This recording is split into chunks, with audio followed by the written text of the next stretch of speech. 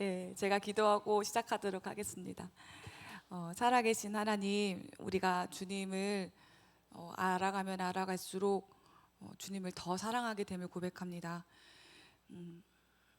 하나님, 주님을 더 사랑하겠습니다. 마음을 다하여서 하나님 내 의지를 꺾고 나를 부인하며 주님을 사랑하기로 결정하겠습니다. 그리고 주님이 하라는 그 말씀에 순종하여서 주님 내 주변에 있는 이웃들을 사랑하겠습니다.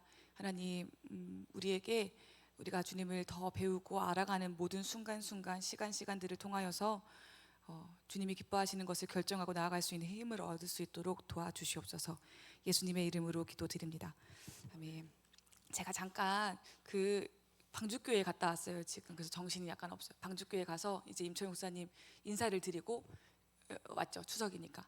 근데 목사님께서 하시는 말씀이 늘 절망스러운 얘기만 하세요. 늘 절망. 뭐냐면 진짜 구원받은 사람은 없다.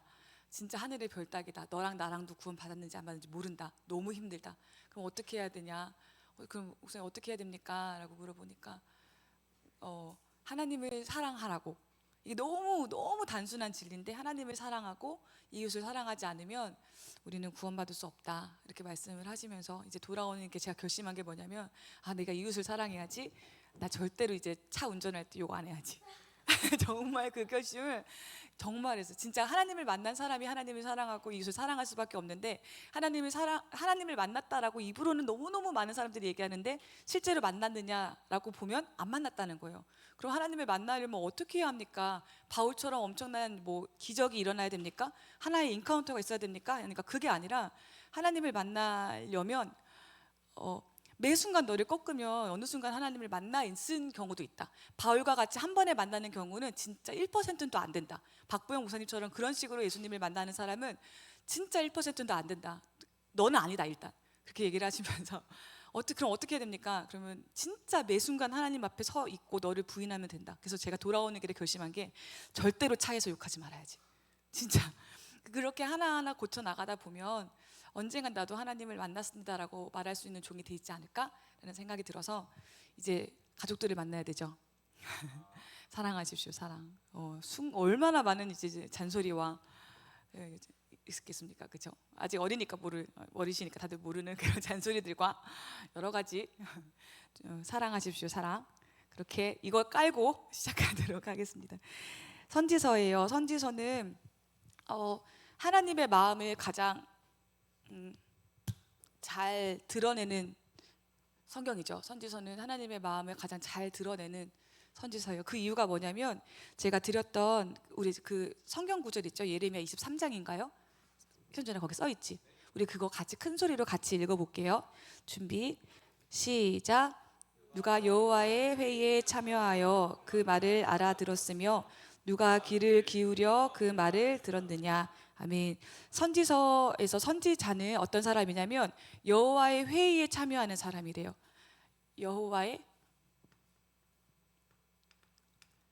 단순히 하나님으로부터 어떤 말씀을 받아서 그 말씀을 사람들한테 전해주는 사람이 선지자가 아니라, 그냥 말씀을 받아서 대언하는 대언자가 아니라 여호와의 회의에 참여한 사람이래요. 그러니까 하나님 앞에서 어떤 안건이 올라가고, 하나님이 그 결정을 내리시기까지, 심판이든 저주든 아니면 축복이든 어떤 결정을 내리시기까지 우리 하나님께서 어떤 마음을 가지고 이 결정을 내리셨는가를 옆에서 모든 것을 다 본 사람이 선지자라는 거예요.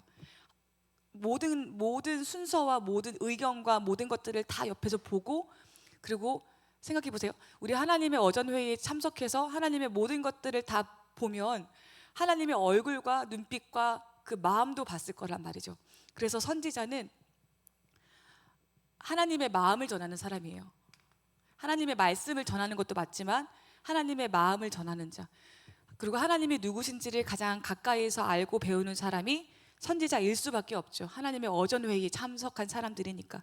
그런데 제가 혹시 거기 31절 말씀도 적어놨나요? 그 밑에 없어요? 이거 제가 읽어드릴게요. 그러면 이게 참 선지자라면 거짓 선지자는 누구냐? 여호와의 말씀이니라. 보라, 그들이 혀를 놀려 여호와가 말씀하셨다 하는 선지자들을 내가 치리라.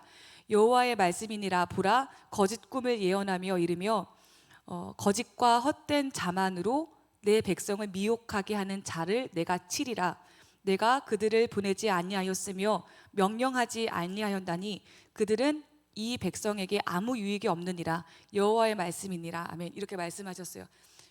참선지자는 하나님의 마음을 알고 여호와의 회의에 참석해서 하나님이 이 결정을 내리시기까지 어떤 마음과 어떤 감정과 어떤 표정을 지으셨는지까지도 다 보는 사람이 선지자라면, 거짓 선지자는 하나님이 보여주신 적도 없어요. 여기 초대한 적도 없어요. 하나님이 어떤 말씀을 주신 적은 당연히 없죠.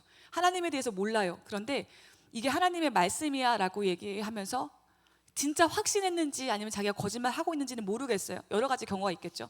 그러면서 하나님이 이런 일을 하는 게 기뻐하신다라고 얘기하는 사람이 거짓 선지자라는 거예요. 그럼 그 사람은 왜 그럴까?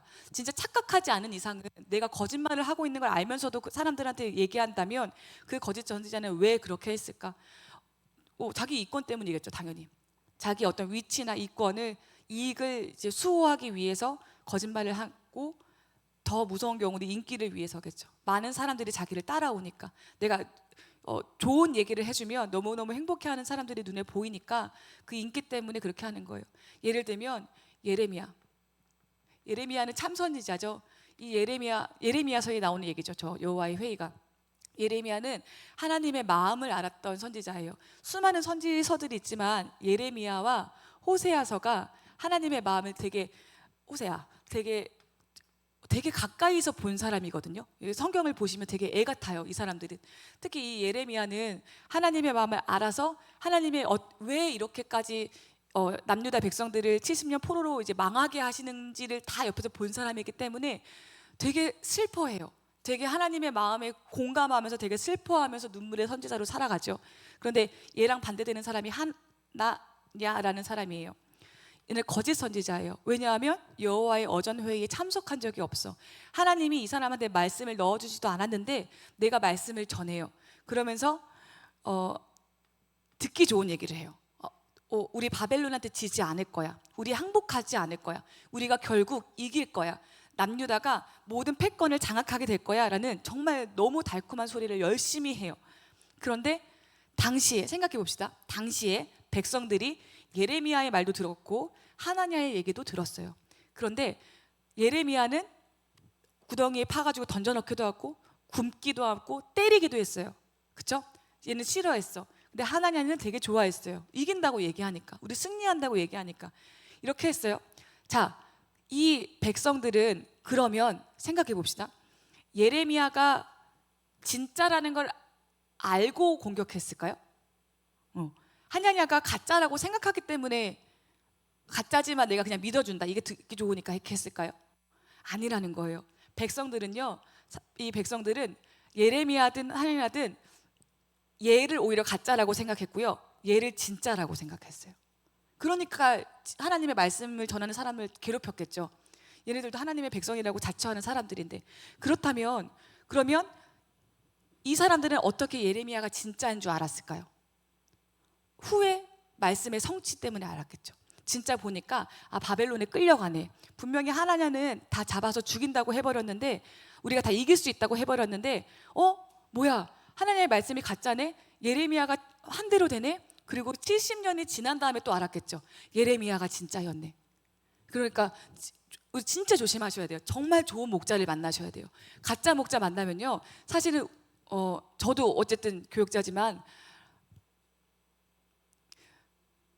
가짜를 만나면 망해요. 왜냐면 그 가짜는 진짜 같으니까. 때로는 자기가 가짜인 줄 몰라요. 자기가 가짜인 줄 모르고 자기가 전하는 말씀이 진짜인 줄 알아요. 근데 그러면 청년들이나 성도님들은 우리 목사님이, 우리 전도사님이 저렇게 말씀하시니까 저게 맞겠지 하고 따라가다가 그 결말이 지옥이면 어떻게 하냐는 거예요. 그래서 너무 다행인 것은 우리는 66권이라는 성경이 우리 손에 있어요. 그리고 모든 예언은 이 말씀을 벗어나지가 않아요. 그러니까 이걸 그냥 우리가 그냥 너무 영적인 걸 추구하면 안 돼. 이제 하나님 성령님께서 우리한테 말씀하시는 시대는 끝났어. 하나님의 음성을 직접 듣는 건 너무 어려운 시대가 돼버렸어. 그렇기 때문에 이게 더 중요한 거야 라고 얘기하는 게 아니라, 대안으로 얘기하는 게 아니라, 정말로 성경 66권의 내용을 다 알고 있는 사람이라면 저 목자가, 저 전도사가, 저 목사님이 하시는 말씀이 성경에 반하는 내용인지 아닌 내용인지를 스스로 판단할 수 있게 되는 거예요. 그렇죠? 그래서 성경 공부하는 거고, 내가 이거 읽지 않고 어떤 종이 얘기하는 얘기를 듣고 미혹해 버리면 그 영혼은 책임질 수가 없어요. 물론 그 목자는 더 큰 하나님 앞에 벌을 쌓는 거겠지만, 아무튼 우리는 이 기준으로 하면 된다. 그렇다면 예레미야 당시에 이 백성들은 이런 말씀의 기준이 없었는가? 있었죠. 모세 오경이 있었는데, 모세 오경에 보면 우리 신명기적 사관이라고 했던 기억나시죠? 내가 순종하면 복을 받고 내가 불순종하면 저주받게 된다라는 분명한 주님의 말씀이 있는데, 그럼 하나님께 순종하는 것이 무엇인지가 신약 성경에만 써 있던 것이 아니라 모세 오경에도 써 있었는데, 이미 써 있었는데 말씀을 제대로 몰랐던 거죠, 하나님에 대해서. 그러니까 하나냐가 맞다라고 생각했던 거고, 이 사람들은 포로로 끌려가고 철저하게 패배하고 조금만 맞을 거 죽기까지 맞게 되는 거죠. 그래서 말씀을 연구해야 된다는 거. 자, 너무 다른 데로 갔지만 진짜 선지자는 하나님의 마음을 알아요. 이게 제일 중요해요. 하나님의 마음을 알고 그 모든 예언의 기준은 신명기적 사관 혹은 하나님의 말씀 중심으로 한다. 그런데 거짓 선지자들은 자기의 이권과 인기를 위해서 자기가 받지도 않는 말씀을 마치 하나님의 말씀인 것처럼 얘기하는 사람들. 근데 자세히 들여다보면, 우리가 조금만 이성을 가지고 조금만 하나님을 알고 그 모든 메시지를 들여다보면 하나님의 말씀 기준에 미달인 말씀들을 하고 있다는 걸 알아야 돼요. 그런데 만약에 너무 헷갈리는 말씀을 준다면 기다리는 게 맞겠죠. 누구한테 물어보거나. 근데 이때는 그 당시고 지금은 우리가 66권이라는 완성된 성경을 가지고 있기 때문에 이 백성들만큼 헷갈리지는 않으실 거예요. 그러니까 성경 공부하셔야 됩니다. 그래서 다시 정리하면, 선지자는 하나님의 회의에 참석해서 하나님이 그 결론에 이르기까지 어떤 감정과 어떤 마음과 어떤 말씀들과 어떤 이성들을 가지시고 그 모든 결정들을 내려냈는지를 모든 과정을 본 사람이다. 그렇기 때문에 하나님의 마음에 참여 안 할 수가 없다. 하나님의 성품을 알기 때문에 하나님의 마음을 전달하는 사람들이 선지서다. 또 한 가지는 뭐냐면, 하나님의 마음을 알고 하나님의 감정을 알아요. 이 선지자가 알았어.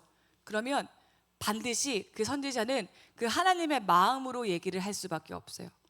하나님의 마음을 아는 것에서 더 나아가서 그 하나님의 마음에 동참해서 내 마음이 하나님의 마음이 되고 하나님의 마음이 내 마음이 돼서 하나님이 저 백성을 치실 때 내가 그냥 아무런 감정의 요동 없이 그냥 전화하는 게 아니라 내가 괴로워요.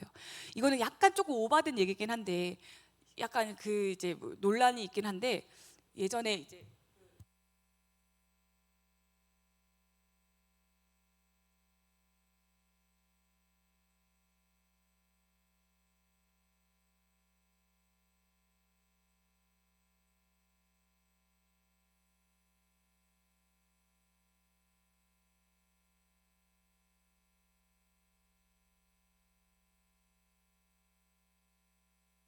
이거 약간 그 이단적이긴 해서 꼭 그게 옳은 건 아니에요. 그거는 좀 저희랑 이제 더 이상 하지 않아요. 그런데 하나님의 마음이 슬프면 선지자는 슬프다는 거예요. 그러니까 눈물의 선지자죠. 호세아도 하나님이 자기 백성들로부터 배신을 당하셨을 때의 그 아픔을 고매를 통해서 그대로 느끼잖아요. 그러니까 계속 하나님의 마음에 동참하는 사람들이 선지자다. 그리고 그런데 그렇다고 해서 이성을 배제했냐? 아니다. 선지자들은 굉장히 이성적인 사람들이었어요. 굉장히 또렷한 사람들, 굉장히 또렷한 정신으로 하나님의 환상을 보고 말씀을 받아서 그것을 대언하는 사람들이었어요. 선지서를 공부하시거나 읽을 때 절대로 선지서만 보면 안 돼요. 그렇게 되면 이단 됩니다. 그렇게 되면 이단 돼요. 그래서 선지서를 읽을 때는 반드시 역사적 상황을 알아셔야 돼요. 역사적 상황이 없이 그냥 선지서를 읽으면 그냥 내 멋대로 해석하게 돼요. 그러니까 이거는 뭐 이렇게 분명히 이제 예언하신 거는 이제 AD 70년에 성전이 멸망되는 걸 예언하신 건데, 우리가 그 배경을 모르고 어떤 한 부분을 읽었을 때, 이거 종말의 때구나. 뭐 청록색 말이 오는구나. 정말 청록색 말을 탄 환상을 봤던 사람들이 있었는데 이렇게 이루어지는 거구나 하면서 자꾸 착각을 하게 되거든요. 그러면 그게 이단 사당이 되는 거예요. 그래서 반드시 역사적 상황을 알아야 된다. 그렇기 때문에 우리가 그렇게 열심히 열왕기 상하를 공부한 거예요. 이런 흐름 속에서 선지자들이 중간중간에 등장하면서 이제 하나님의 말씀을 전하게 된 거다. 그리고 선지자는 하나님으로부터 그 말씀이 임하셨다라는 분명한 시점이 있어요. 그러니까 성경 아모스서도 그렇고 모든 선지자가 예를 들어서 뭐 요시야 몇 년에 하나님의 말씀이 뭐 드고아에 있는 뭐 아모스에게 임하여 이르시되 이런 식으로, 그러니까 반드시 하나님의 말씀이 임하신 그 시점이 있고, 그렇게 그거랑 더 이어서 생각해 보면 선지자는 조건이 없다는 거죠. 어떤 사람은 왕족, 되게 귀족이에요.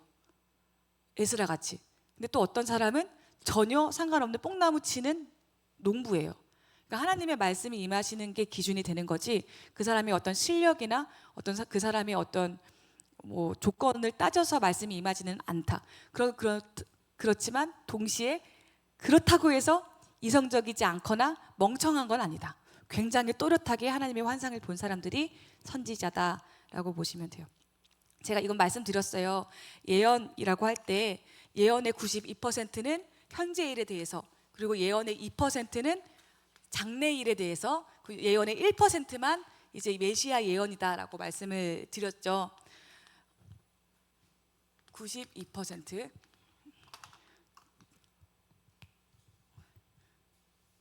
92%가 92%가 현재 일이다. 그러면 그리고 92%가 미래, 1%가 메시아라면 하나님은 어디에 가장 관심이 있느냐? 현재 일에 가장 관심이 많으시다. 그러면 현재 일에 대한 예언은 어떤 식이냐? 지금 만약에 인천에 하나님이 허락하셔서 지진이 났어. 그러면 이 지진이 일어난 현상에 대해서 하나님의 말씀이 누군가한테 임하셔. 그래서 이 지진이 일어난 이유는 이런 이유 때문이다. 그렇게 해서 하나님이 너희한테 벌을 내리신 거다. 그러니까 돌아와라가 되겠죠. 그러니까 하나님은 현재에 가장 관심을 두고 있어요. 그리고 이 현재는 과거의 결과예요. 현재는 과거의 결과고, 당연히 이 현재는 미래의 과거가 되겠죠.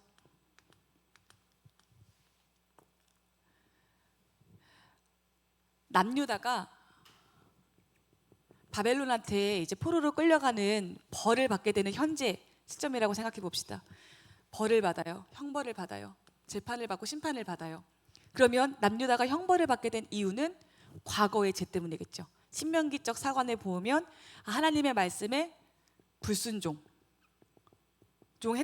과거들이 있었고, 이 과거들이 현재의 형벌이 임하는 결과가 돼요. 원인과 결과가 되게 분명해요.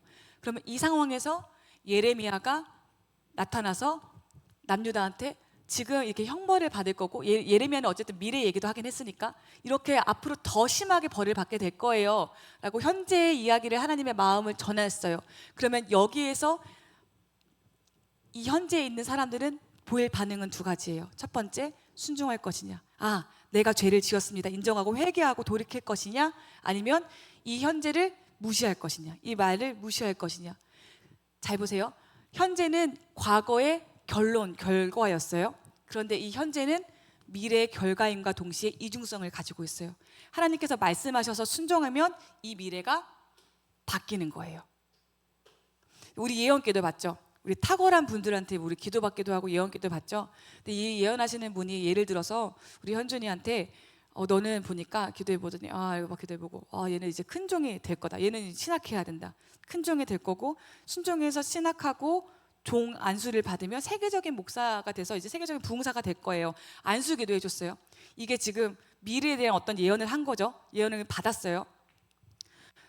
그런데 현준이가 똑바로 안 살아요. 그 예언을 믿었어. 내가 그 예언대 나 진짜 아멘. 내가 큰 종이 된다고?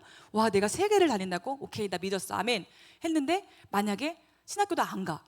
공부도 안 해. 기도도 안 해. 왜냐면 난 예언 받았으니까. 나한테는 그런 약속의 말씀이 있으니까 나는 아무것도 하지 않을 거야 라고, 그냥 너무 극단적이지만 그렇게 했다고 봅시다. 그러면 그 예언은 이루어질까요? 안 이루어질까요? 안 이루어져요. 자, 보세요. 예정론이랑 운명론은 달라요. 운명론은 반드시 그렇게 되는 거예요. 무슨 일이 있어도 그렇게 되는 거예요. 무슨 일이 있어도 이루어지는 거. 예정론은요, 이거는 하나님의 전지와 그거 같이 연관되어 있는 거거든요. 하나님은 현준이의 현재를 보면서 얘가 이렇게 될 것도 알고 이렇게 될 것도 알고 또 전혀 다른 방법으로 다르게 될 것도 알아요. 그러니까 모든 경우의 수를 다 알고 계세요. 그게 하나님의 예정이에요.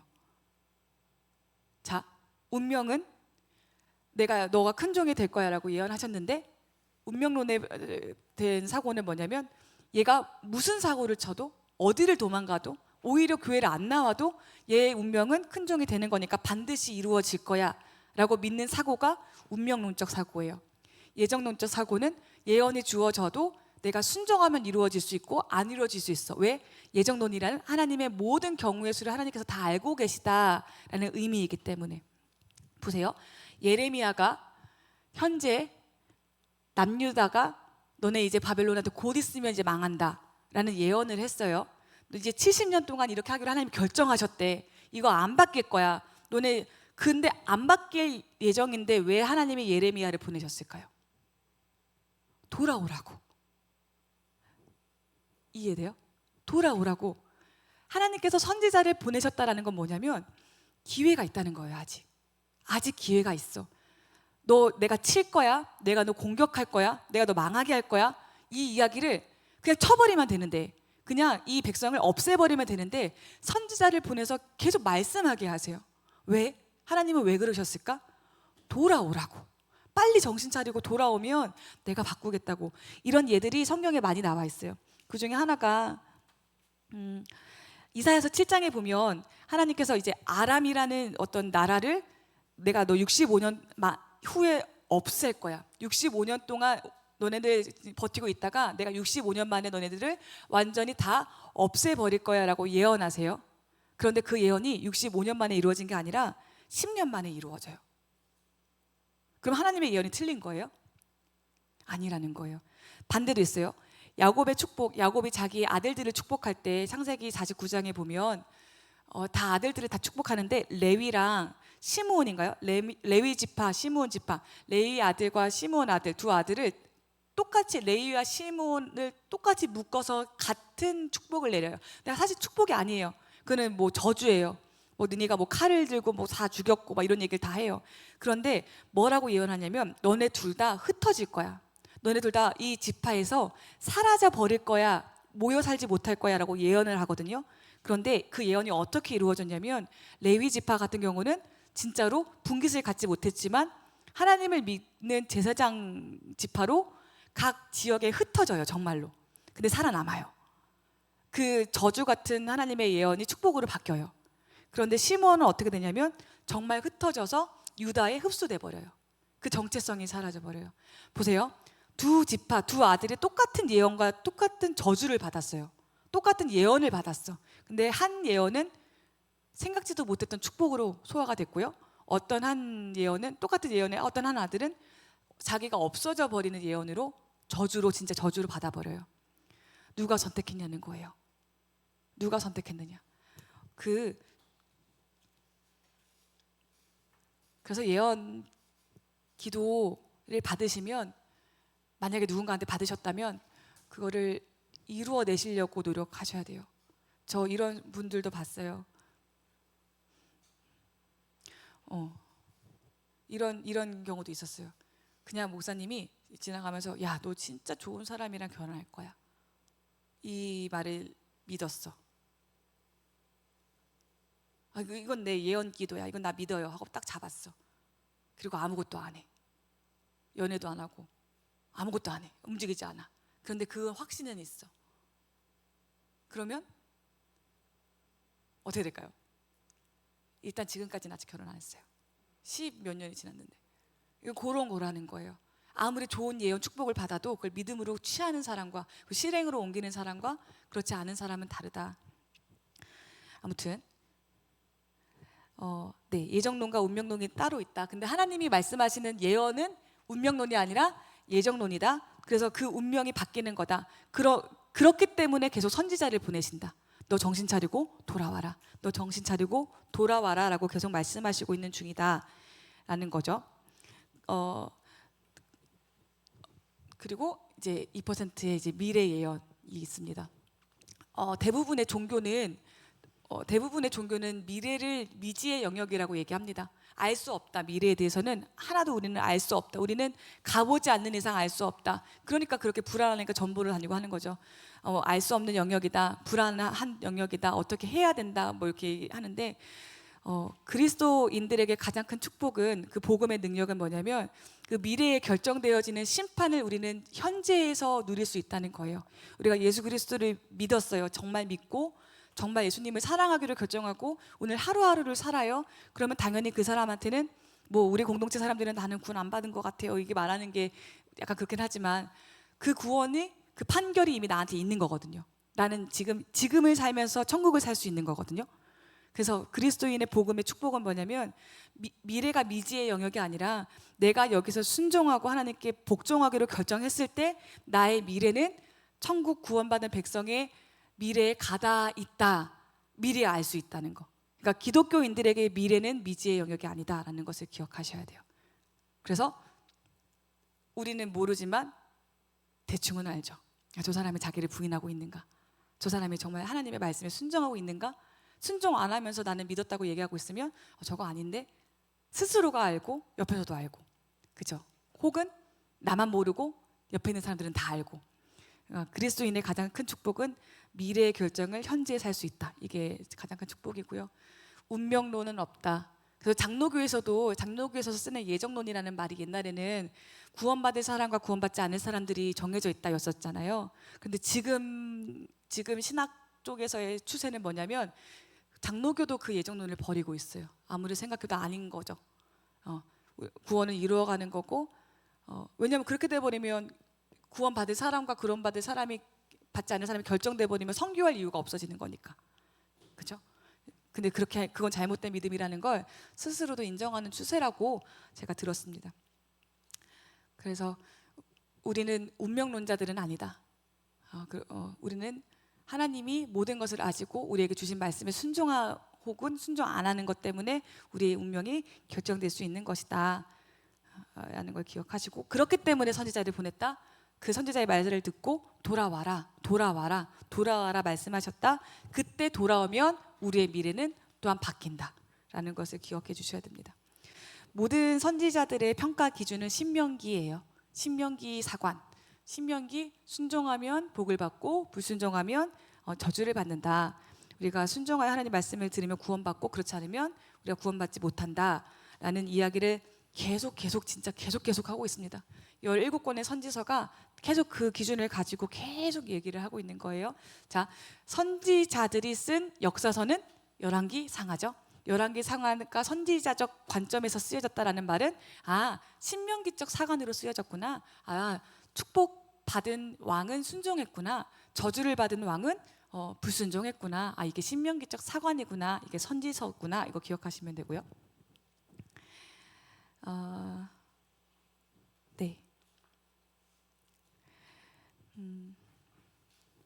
그리고 어떤 역사 속에서 이때 진짜 큰 선지자가 나타났어. 뭐 이사야와 같이, 예레미야, 뭐 엘리야, 엘리사 이렇게 큰 선지자가 짠하고 오랫동안 사역한다.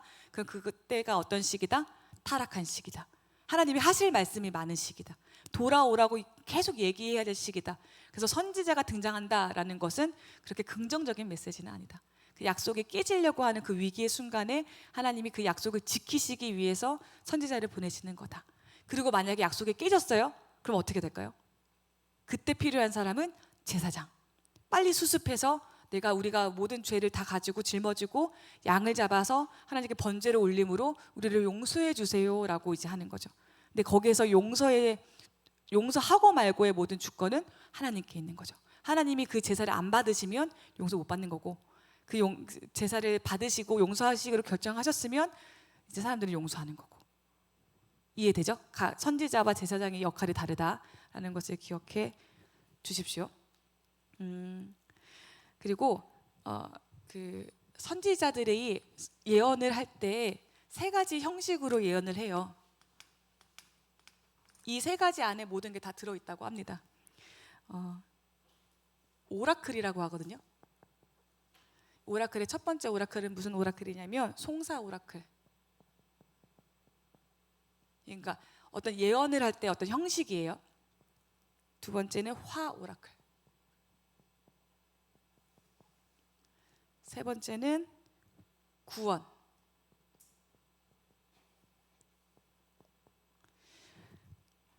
송사 오라클은 말 그대로 법정 용어예요. 그러니까 일단은 재판을 받을 사람을 불러요. 그러니까 에브라임아, 이스라엘아, 뭐 아니면 유다야, 에도마 이런 식으로 일단 불러요. 재판 받을 사람을 가운데 불러놓고, 그리고 에도마, 너의 죄가 무엇인지 내가 얘기하겠다. 너는 너의 형제 나라인 유다가 공격을 받을 때 도와주지 않았다. 이게 정확하게 죄에 대해서 말씀하시고, 그러면서 그렇기 때문에 내가 너를 저주하기로 판결한다 라고 판결문이 나와요. 근데 그 모든 판결의 기준은 신명기. 그러니까 부르고 죄목을 말하고 죄명을 말하고 그다음에 판결을 내린다. 이게 송사 오라클이에요. 그래서 에브라임아라고 이렇게 하나님께서 말씀하시는 그 구절이 있으면 그 구절은 심판하시는 거구나, 송사 오라클 하는 거구나, 예언하시는 거구나 라고 보시면 되고요. 두 번째 화 오라클은 뭐냐면요, 슬프다, 아니면 망하였도다, 뭐 아니면 화로다, 막 이런 얘기 있죠.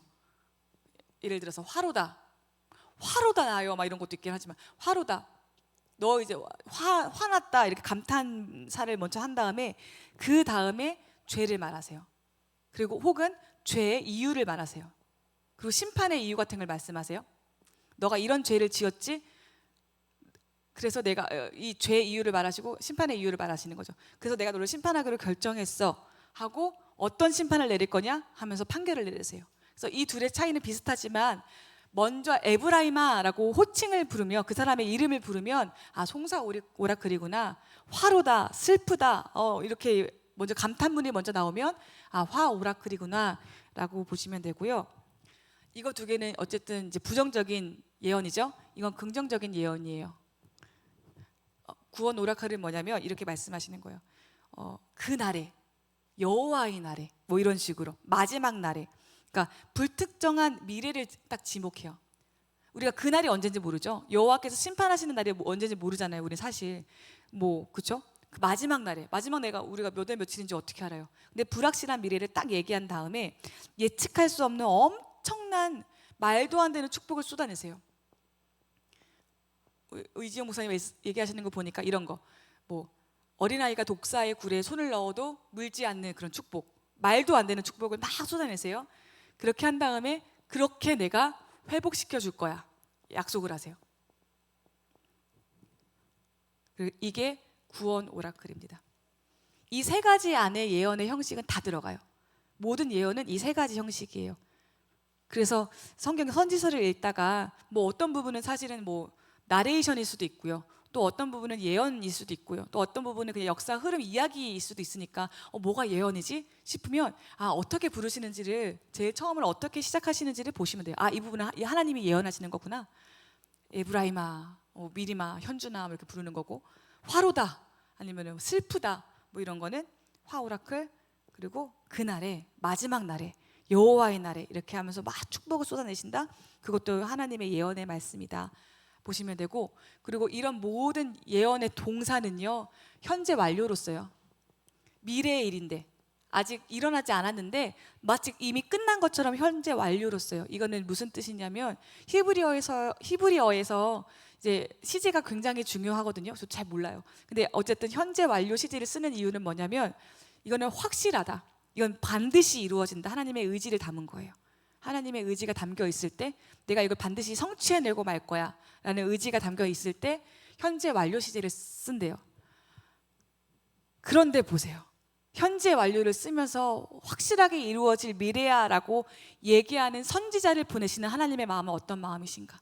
내가 확실하게 정했어. 너 안 돌아와? 너 진짜 이제 내가 칠 거야. 너 그 죄 끊어. 더 이상 그거 하지 마.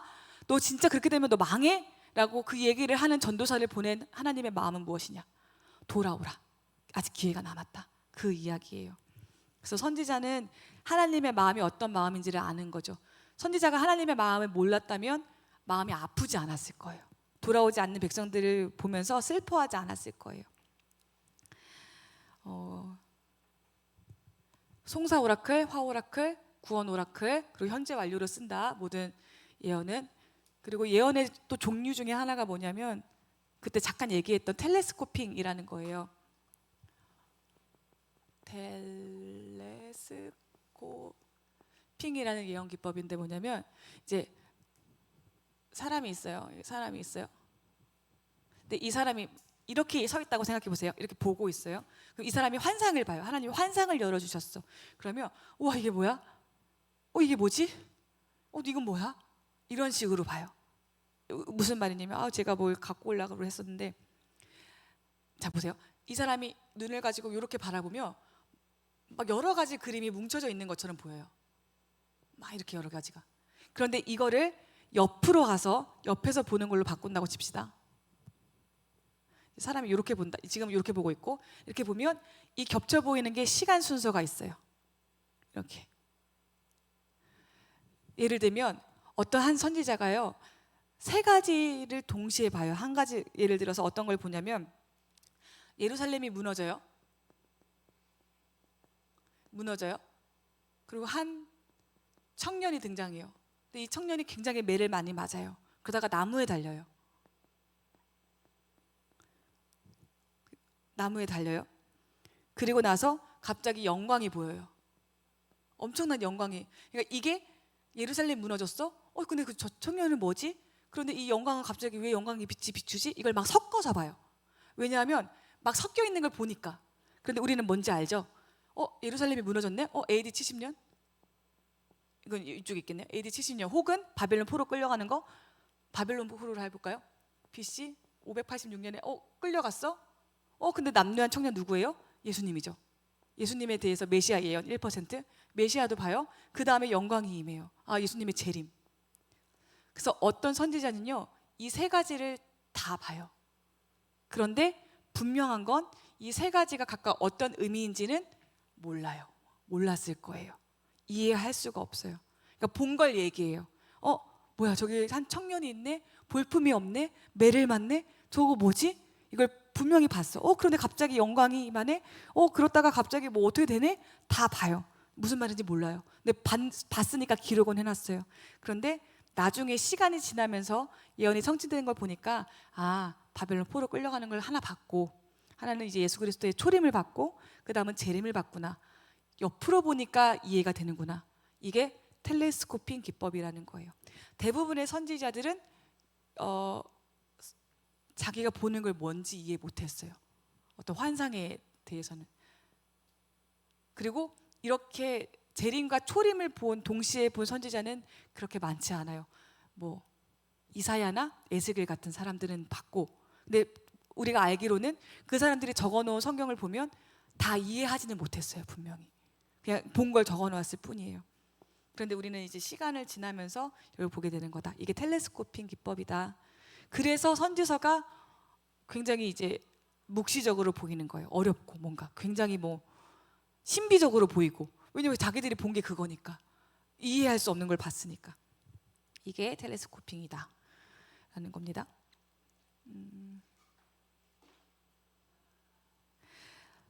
예언이, 자, 선지자가 이렇게 봤어요. 하나님의 말씀을 듣거나 어떤 환상이 열려서 이 환상들을 다 봤어요.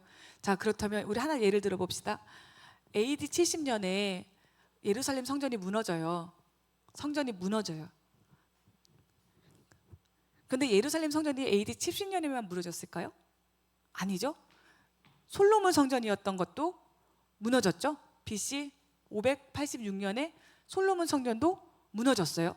그리고 나서 시간이 많이 지나고 나서 다시 스룹바벨이 재건한 성전이 예루살렘 성전이라고 했는데 그게 또 무너져요. 자, 근데 이 시간 이전에 BC 언제에 한 선지자가 환상을 보고 성전이 무너질 거야 라고 예언을 했어요. 그럼 그 예언은 이 예언일까요? 이것에 대한 예언일까요?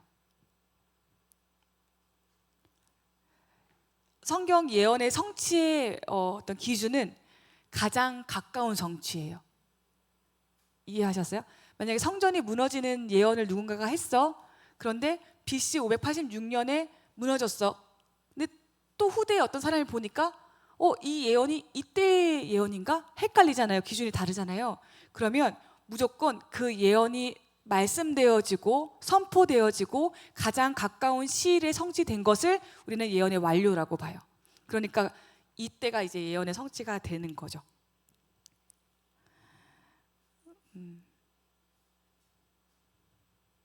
그리고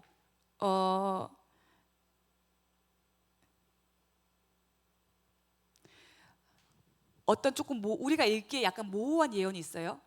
우리가 읽었을 때 이건 이해가 좀 어려운데, 이건 언제 성취됐는지 잘 모르겠는데, 이렇게 약간 모호한 기준을 가지고 있는 예언이 있다고 치면은 이 예언에 대한 해석이 성경 안에서 있으면 이거는 이 성경이 맞는 거예요. 그러니까 무슨 말이냐면 예언의 성취든 하나님의 말씀이든 모든 해석을 성경 안에서 해야 되는 거지, 이만희처럼 어떤 이단처럼 성경 밖에서 이 말씀은 사실 이런 거야 라면서 다른 사람의 해석을 갖고 오거나 자기의 생각을 거기에다 이 예언에다가 넣어서 이게 이런 뜻이야 라고 풀이하기 시작하면서부터 그건 이단이 되는 거예요. 모든 예언의 성취의 해석은 성경 안에 있어야 돼요. 제가 어딘 성경인지 자세히 기억이 안 나는데 다윗의 장막이 회복될 것입니다 라는 예언이 있었어요. 다윗의 장막이 회복될 것입니다 라는 예언이 있었어요. 그런데 이게 아무리 생각해도 이해가 안 되는 거예요. 다윗의 장막의 회복이 뭐지? 예배의 회복을 의미하는 것 같기도 하고, 아니면은 뭐 다시 성전이 세워지는 건가? 헷갈려요.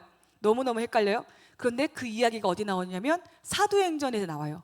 다윗의 장막이 회복되는 게 무슨 의미냐? 이방 민족들이 주님께로 돌아오는 거구나. 그러면 그 다윗의 장막의 회복이라는 예언의 해석은 어디에 있는 거예요? 사도행전에 있는 거예요. 다른 데서 갖고 오면 안 돼요. 다윗의 장막을 회복해야 되겠다라고 이제 우리가 그 말씀을 우리가 성취해내자 해서 갑자기 뭐 예루살렘 어딘가 가가지고 장막 지어가지고 거기서 다시 예배드리고 이게 예언의 성취다라고 얘기하는 거, 그거 이단이 되는 거죠. 이미 성취는 이루어졌어요. 사도행전에. 그러니까 성경 전체를 다 봐야 되는 거고, 모든 예언은 그 기준이 성경이 된다. 그리고 이것은 지금도 적용된다. 하나님께서 누군가한테 너 제가 너무 싫지? 너 제가 너무 밉지? 쟤 계속 미워해. 이게 내 뜻이야 라고 했다고 해봐요. 그거 진짜 음성으로 들었대. 그럼 그게 성경에 나와 있느냐를 보는 거죠. 안 나와 있어요? 그럼 그거 하나님으로부터 말씀일까요? 아니라는 거예요. 모든 기준은 성경이다. 그리고 성경에 나왔던 모든 예언은 메시아 예언 빼고는 거의 다 성취가 됐다. 어디 있어요? 그럼 찾아보시면 돼요. 그 예언이 나오고 나서 가장 가까운 성취가 뭐지? 예루살렘 성전에 대한 예언인데 그럼 어디 있지? 그럼 성경을 다 읽어보고 이때구나. 모든 예언의 성취는 성경 안에 있습니다. 어렵죠? 성경이 기준이라는 거예요. 모든 게 다 성경의 기준이다. 그리고 이것도 되게 중요해요. 내가 받은 하나님의 말씀 혹은 예언 혹은 이 성경 안에 있는 예언들이 다른 성경에 있는 어떤 예언들과 다른 주의 종들이 말씀하시는 하나님의 말씀과 우리 성경 66권의 그 어떤 모든 말씀들과 조화를 이루고 있는가도 다 봐야 돼요. 하나님은 계속 심판을 얘기하셨어요. 선지자들 통해서 너 저렇게 하면 죄 지으면 지옥 간다. 죄 지으면 지옥 가. 너 망한다. 계속 그 얘기를 했는데 갑자기 어떤 사람이 등장해서 아니야, 그건 죄가 아니래 라고 얘기했다고 쳐봐요. 그러면 신선하다. 새로운 메시지다. 이게 아니라 주변에 있는 진짜 하나님의 사람들의 메시지랑 그 사람의 메시지가 맞지 않으면 그 사람이 가짜일 확률이 높아요. 반대의 경우도 있겠지만.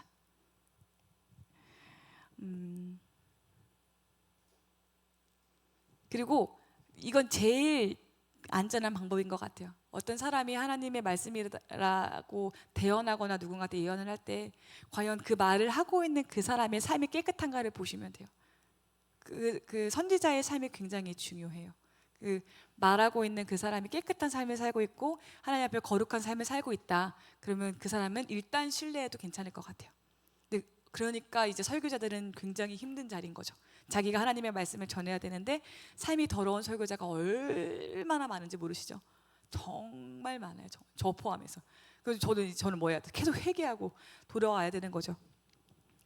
그래서 어려운 얘기들 쭉 했는데 기억해야 되는 것은 현재 하나님께서 나한테 경고의 예언을 하셨다면 그것은 너의 심판이 결정된 걸 얘기하는 게 아니라 돌아오라는 얘기니까 빨리 돌아와라. 우리의 현재는 과거의 결과지만 이 현재가 미래의 결과도 되는 것이지만 선지자를 보내서 설교 시간에 찬양을 하다가 묵상하면서 성경을 읽으면서 하나님의 말씀이 내 안에 깨달아졌고 돌이키라는 메시지가 들렸다. 그 삶을 돌이키면 나의 미래는 바뀐다. 왜냐하면 하나님의 모든 예언은 예정론이니까. 운명론은 너 그렇게 해봤자 버림받았지만 예정론은 이런 수많은 경우의 수를 보시면서 나한테 회개 말씀 전하셨기 때문에 내 미래가 바뀔 수 있다. 그러니까 기회가 아직 있다. 아무도 늦지 않았다라는 것을 기억해 주시면 좋겠습니다. 그리고 하나님의 가장 큰 관심은 현재예요. 미래에는 2%밖에 없어요. 미래가 어떻게 이루어질지는 우리는 너무 궁금해하지만 그 미래는 우리가 지금 어떻게 사느냐에 따라서 달라지는 거기 때문에 하나님의 모든 관심은 현재다. 기억하셔야 되고 그리고 그러면은 이제 어떤 말씀이 진짜고 가짜냐 너무 헷갈린다. 누구 말씀을 들어야 되냐. 유튜브에 쏟아지는 너무 많은 설교가 있는데 그 누구 설교 들어야 되냐. 그거 너무 중요하지만 그 설교자가 첫 번째 삶을 봐라. 그 사람이 정말 살고 있느냐. 근데 유튜브로 보는 사람의 삶을 우리가 어떻게 알아요? 그러니까 우리 목사님 좋아하라는 거예요. 따라가라는 거예요. 다른 말씀 듣지 말고 담임 목사님 말씀 듣는 게 제일 중요하고 그 설교자의 삶을 보고 저 설교자의 삶이 정말 예수님 같은 사람의 삶이면 일단은 조금 안심해도 괜찮다. 그리고 나서 그 사람이 전하는 말씀이 이 성경의 말씀에 위배되지 않고 이게 반대되지 않는다? 그럼 그 사람 맞는 거예요. 그렇게 어렵지 않아요. 구분하는 거 어렵지 않아요. 우리가 미래를 알고 싶어 하니까 이거랑 상관없는 말씀을 듣게 되는 거죠. 예전에 저도 엄청 쫓아다녔어요. 미래를 알고 싶어가지고 조지훈 목사님, 이재진 목사님 이제 안수 받으면 내가 앞으로 이렇게 어떻게 되나 보다 막 이렇게 했었는데 그렇게 하고 이제 임철 목사님이나 박보영 목사님 만나면 야 회개나 해 똑바로나 살아 이제 그게 이해가 되는 거죠. 선지서를 공부하면서 내가 지금 똑바로 안 살면 아무리 좋은 예언을 들어도 이루어지지 않는 거구나니까 그렇습니다. 네. 그러면 이제 생각해 보십시오. 하나님이 사랑하는 시내산에서 결혼을 한 이스라엘 백성들이 죄를 짓고 간음하고 우상 숭배하면서 여호와를 떠나갈 때마다 하나님은 말씀하시는 거예요. 돌아오라고 얘기를 계속 하시는 그 하나님의 말씀, 그 마음과 그 벌을 결정하시는 그 모든 하나님의 일련의 과정을 본 사람들이 선지자면 그 선지자가 전하는 하나님의 마음이라면 그 하나님의 마음이 어떠셨을까? 계속 지금도 죄를 짓고 있는 내 모습을 보면서 계속 똑같은 죄에 계속 넘어지고 있는 나를 보시면서 설교를 통해서 어떤 말씀을 통해서 나한테 계속 말씀하시고 미리마 돌아와 그만해 너 진짜 큰일 난다 사인을 주시는 그 하나님의 마음이 어떤 마음이실까? 그거를 알아야 돼요. 그게 선지자들이에요. 하나님의 마음을 아는 사람들. 그리고 하나님은 수많은 선지자들을 북이스라엘과 남유다한테 계속 보내셨어요. 돌아오라고 계속 돌아오라고 여호와께 돌아가자 계속 얘기하죠. 호세아가 돌아오라고 하나님을 바알이라고 부르는 사람들 보고 돌아오라고 계속 얘기하는 거예요. 제가 이주용 목사님을 너무너무 좋아하는 이유는 그분 강의를 몇 번 안 들어봤지만 들으면 그분은 하나님의 마음을 얘기할 때 늘 코가 빨개지세요. 눈이 꼭 눈물을 흘리세요. 꼭 눈물과 코 빨개지는 게 어떤 그 지표는 아니지만 이분은 진짜 하나님의 마음을 먼저 생각하시는 거구나. 그리고 제가 오늘 임철 목사님한테 들었던 것도 하나님을 사랑하라는 게 먼저니까 하나님을 사랑하면 그분의 아픔이 내 아픔이 되는 거잖아요. 그렇게 살아야 되겠다라는 생각이 들더라고요. 그리고 나라도 하나님 말씀 듣고 아프게 안 해드려야지라는 결단을 쳐는 거죠. 나누어드린 표 보시면 이제 엘리야부터 말라기까지 쭉 제가 정리해놨어요. 와 이거 일주일 동안 정리하느라고 힘들었어요.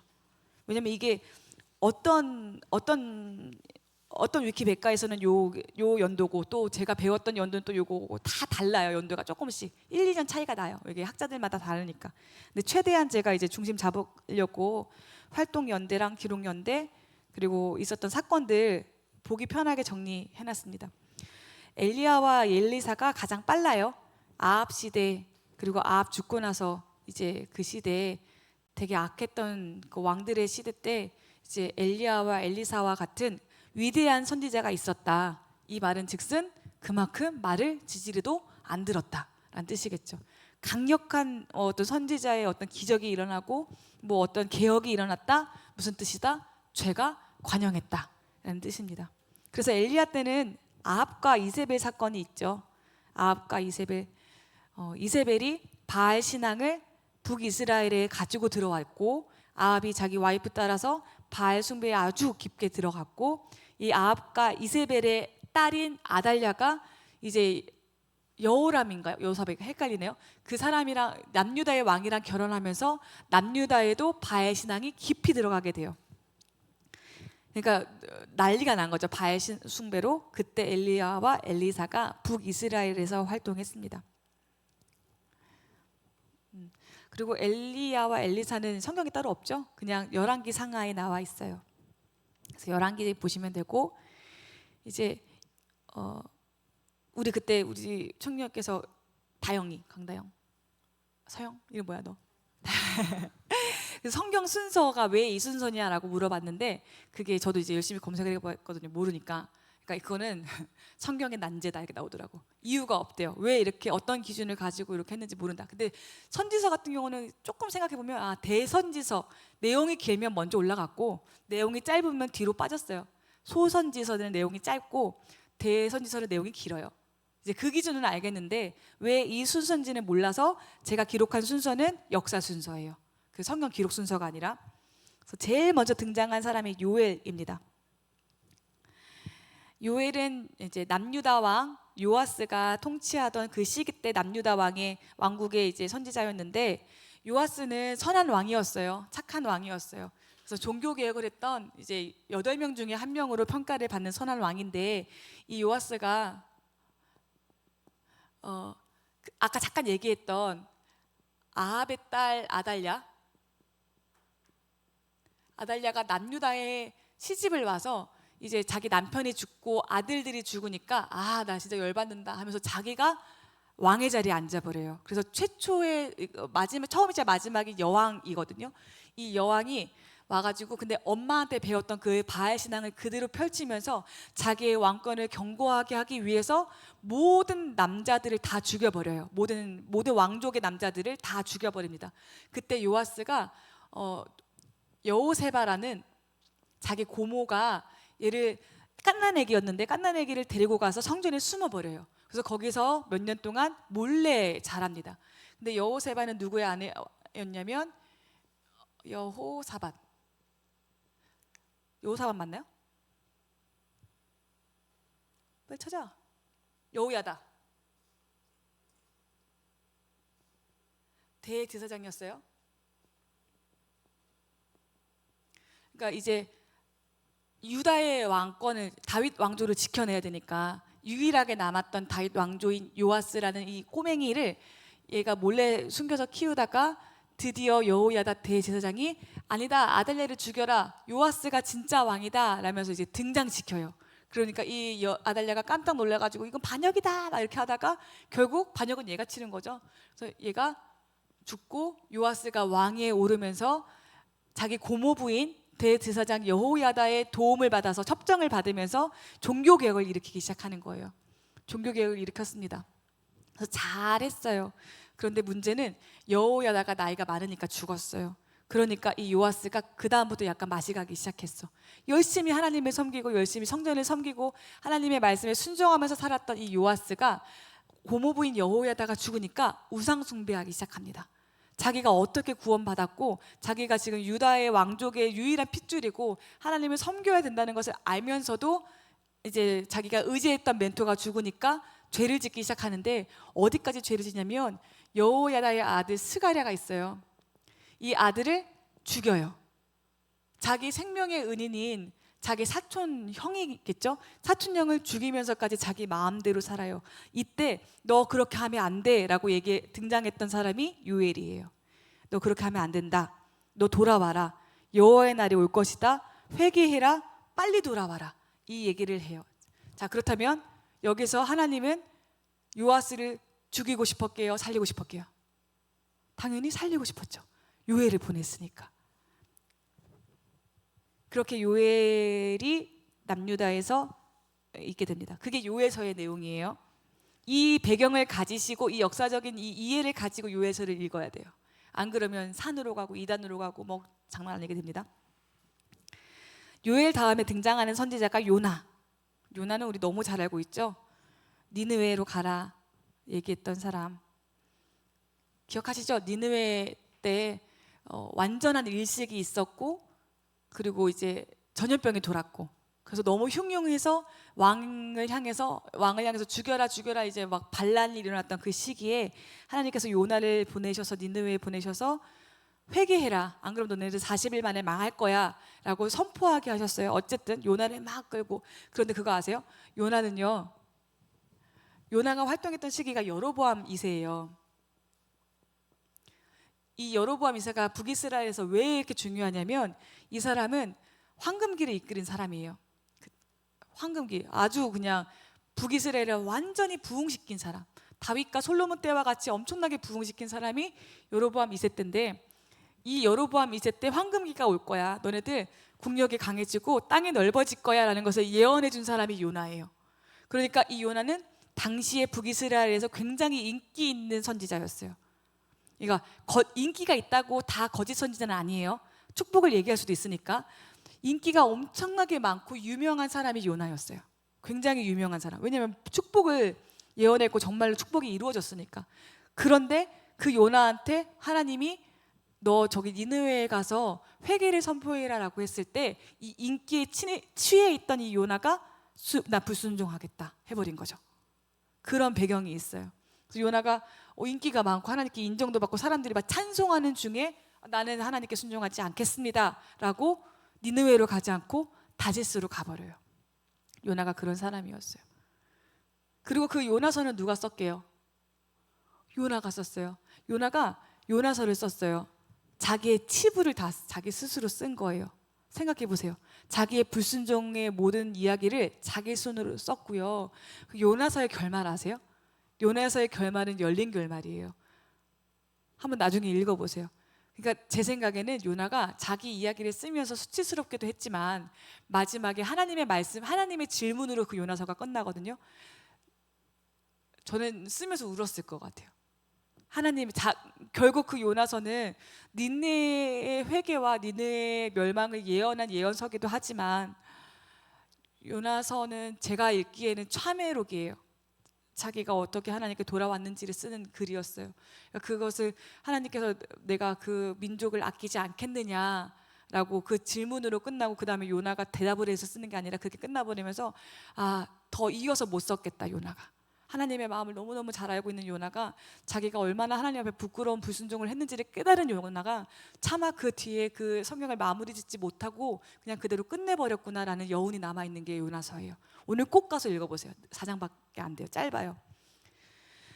요나가 그렇게 하나님 앞에 불순종했던 자기의 어떤 치부를 적어 놓았습니다. 니느웨는요, 그 아수르 왕은 그 요나 선지자, 물고기 뱃속에서 나온 그 미역 붙어있는 그 선지자가 무서워서 회개했나? 미역 붙어있고 막 이러니까 너무 이상해서, 아무튼 그 미역 붙어있는 그 선지자가 나와가지고 회개를 선포하니까 깜짝 놀래서 땅을 치고 금식하며 울며 죄를 뒤집었으며 회개합니다. 그리고 40일 만에 너네들 무너질 거야 라고 얘기했던 그 예언이 이루어지지 않아요. 그쵸? 예언은 예정론이지 운명론이 아니에요. 이루어지지 않아서 얘네가 회개하고 다시 돌이켜서 하나님으로부터 더 연명되는 그 은혜를 누리게 됩니다. 그런데 그 요나 이후에 100년이 지나고 나훔이라는 선지자가 등장해요. 그 사람도 똑같이 니느웨에 대해서 예언하거든요. 그때도 메시지는 똑같아요. 너네 회개, 돌아와. 회개하고 돌이키면 전쟁 없을 거야. 근데 그때에는 아수르 왕이 회개하지 않아요. 그래서 멸망합니다. 예언은 지금 어떻게 우리가 반응하느냐에 따라 달라집니다. 요나 지나간 다음에 아모스가 등장합니다. 아모스도 여로보암 2세 때 왕이에요. 자, 여로보암 2세 때는 황금기다. 돈이 많았고 땅이 넓었고 또 이제 여호와의 어떤 은총이 있어서 이제 외세로부터 침략을 거의 받지 않았던 시기가 여로보암 때예요.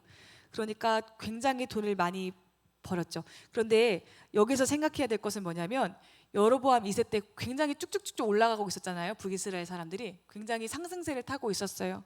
그런데 그때 상승세를 타고 있을 때 이 아모스가 갑자기 짠 하고 등장해서 너네 회개해야 돼 라고 얘기해요. 너네 회개해야 돼. 안 그러면 다 빼앗기고 너네 멸망하게 될 거야. 근데 이 사람들이 상승세니까 들었을까요? 안 들었을까요? 안 들었어요. 그런데 진짜 2년 후에 그 북이스라엘의 대지진이 일어납니다. 그리고 아모스 서가 쓰여졌던 그 시점은 대지진이 있고 나서예요. 자, 보세요. 원청중은, 듣는 사람들은 잘 살고 있던 때예요. 잘 살고 있던 때. 아무리 생각해도 망할 것 같지 않는 때에 살고 있던 사람들이 아모스로부터 너네 다 망할 거야, 너네들 큰일 날 거야, 돌이켜 회개해야 돼 라고 얘기했을 때 귀등으로 듣지 않았어요? 그런데 2년이 지나고 대지진이 났으니까 원 독자는 아모스서를 읽으면서 어떤 생각을 했을까요? 아, 맞구나. 하나님의 말씀이 맞구나. 돌이키지 않아서 우리가 죄를 벌을 받게 된 거구나. 아, 후회하겠죠. 특히 아모스서는 원청중과 원독자가 다르다라는 것을 보시면 됩니다. 그리고 이 아모스가요, 북이스라엘이 멸망하기 전 마지막 선지자예요. 그러니까 마지막 기회였어요, 북이스라엘에게는. 근데 듣지 않았죠. 호세아. 호세아도 마지막이에요. 이게 왜 마지막에 두 명이냐면 둘의 시기가 겹치거든요. 아모스는 근데 약간 다른 게 뭐냐면 북이스라엘이 엄청 잘 살아요. 부흥했어요. 뭔가 엄청난 경제 성장을 이루었어요. 이렇게 가다가 이렇게 꺾이거든요. 아모스는 이때까지의 예언이었어요. 그러니까 상승세 타고 있을 때. 그런데 이제 막 너무너무 피크까지 잘 살다가 갑자기 망하기 시작할 때 등장하는 선지자가 호세아예요. 그러니까 이 둘이 같은 여로보암 시대 때의 선지자지만 상황이 완전히 달라요. 아모스는 상승할 때, 그리고 얘는 하강할 때.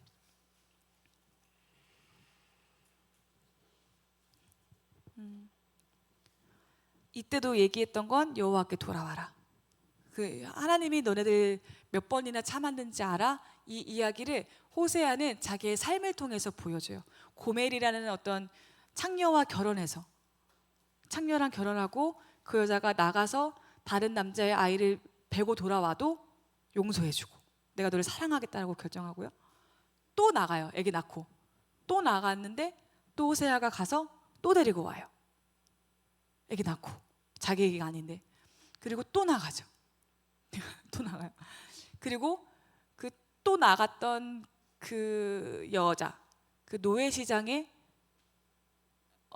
나온 여자, 아무도 찾지 않는 그 늙은 창녀가 된 자기의 아내를 굉장히 큰 돈을 주고 사옵니다. 굉장히 큰 돈을 주고 사와요. 돈이 모자르니까 곡식까지 다 끌어모아서 곡식까지 더해서 그 여자를 사서 돌아옵니다. 그 삶을 산 다음에 이제 호세아가 북이스라엘 백성들한테 얘기하는 게 이게 하나님의 마음이다라고 얘기하는 거죠. 이 정도로 너네들 돌아오기를 기다리고 용서하셨던 하나님의 마음을 지금도 무시할 것인가 물어봐요. 여호와께 돌아오라고 마지막으로 권면합니다. 그런데 안 돌아오죠. 그래서 BC 722년에 아수르에 의해서 심판받습니다. 하나님의 심판은 단번에 결정된 게 아니라 여러 번의 경고 말씀이 있었어요. 그냥 안 돌아온 거예요.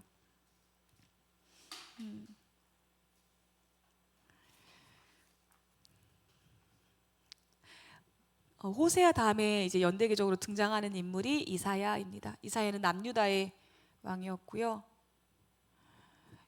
우시야, 요담, 아하스, 히스기야, 므낫세 5명의 왕. 아주 난리죠. 우시야, 요담, 아하스가 누군지 아시죠? 자기 아들을 몰렉에게 바쳤던 사람. 그래서 히스기야의 형 그 왕자를 불 가운데 지나가게 했던 왕이 아하스예요. 그리고 살아남은 둘째 아들이 히스기야고요. 히스기야 때는 그래도 종교개혁이 대대적으로 있었기 때문에 이사야의 도움을 받고 히스기야가 종교개혁을 일으켰을 거예요. 어떤 영적 멘토 역할을 해준 거죠. 아, 이건 이렇게 하는 게 옳습니다. 이건 하나님의 마음이 맞습니다. 근데 왕이시여, 그건 하나님의 마음이 아닙니다. 이런 걸 다 얘기해 줬던 사람이 이사야였을 거예요. 그런데 그 이사야가 히스기야가 죽고 나서 그의 아들 므낫세가 등극하자마자 타락하는 모습을 다 봤겠죠. 그리고 이제 전승에 따르면 므낫세가 이사야를 톱으로 켜서 이제 순교시킵니다. 이사야서는 66장이거든요. 그래서 이 66장이 공교롭게도 39장까지가 하나님의 심판, 그리고 그 이후에 27장, 나머지 27장이 27장이 하나님의 구원의 회복의 약속. 그래서 66권 성경의 축소판이다라고 얘기를 해요. 구약과 신약이 내용이 맞는다 해가지고 그렇게 얘기하고 있습니다. 이사야, 그 다음에 미가. 미가는 이제 아하스 때 많이 활동했던 사람이고요. 그러니까 이사야가 이렇게 길게 있으면 이사야 때 중간에 미가 등장하고 뭐 이런 식으로 겹쳐요.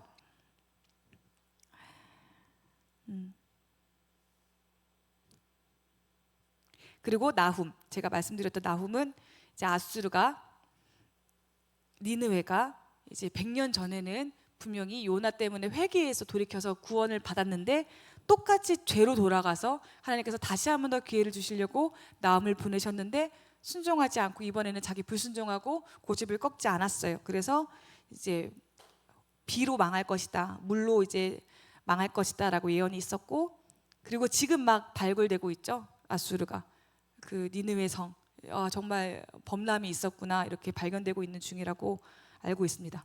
고고학자들에 따라서. 그래서 과거의 영화와 과거의 하나님을 만났다라는 것은 중요하지 않다. 오늘 하루를 어떻게 사느냐, 매일매일을 어떻게 사느냐가 중요하다라는 게 이제 요나랑 나홈 이야기를 통해서 알 수가 있습니다. 그 다음에 스바냐.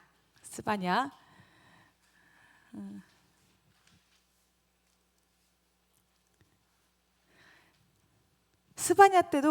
때는 그 요시야 왕이에요. 근데 요시야 왕은 종교 개혁을 일으킨 좋은 왕이죠. 그런데 종교 개혁을 일으킨 요시야 왕이 1차 종교 개혁과 2차 종교 개혁을 일으키는데 1차 때는 약간 완성형은 아니었어요. 이제 시작한다 이런 느낌이었거든요. 그래서 시작하고 나서 2차 종교 개혁으로 가기까지 그 사이에 있었던 일들을 도와줬던 사람이 스바냐예요. 그러니까 히스기야 옆에는 이사야가 있었고 요시야 옆에는 스바냐가 있었어요. 스바냐가 어떻게 해야 된다 도와줬을 게 분명하고요.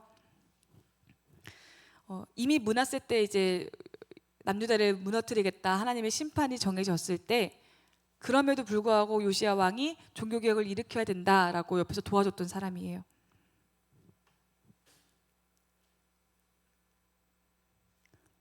그 다음에 하박국도 하박국의 활동 연대를 보시면 BC 609년에서 605년까지죠. 605년에 있었던 일이 뭐냐면 다니엘이 끌려간 사건, 첫 번째 포로가 있었던 사건, 남유다가 무너지는 그 시점에 활동했던 사람이 하박국입니다. 하박국 때는 정신이 없었어요. 이 요시야가 하나님 앞에 잘 지냈는데 마지막에 하나님의 뜻을 거슬러요. 그게 어떤 하나님께서 분명히 이제 더 이상 기회가 없을 것 같으니까 기회가 없다라고 말씀하시면서 바벨론을 들어서 너희를 멸망시킬 거야라고 결정을 하신 상황에서 이 요시야가 밑에 있는 이집트, 이가 너무 크네요. 이집트 사람들이 올라오고 바벨론 사람들이 이렇게 막 내려오고 막 이렇게 복잡한 그런 상황 속에 있었어요. 근데 이런 상황 속에서 이집트가 이 중간에 껴있는 게 아수르고 여기 어딘가가 이제 뭐 남유다가 있겠죠.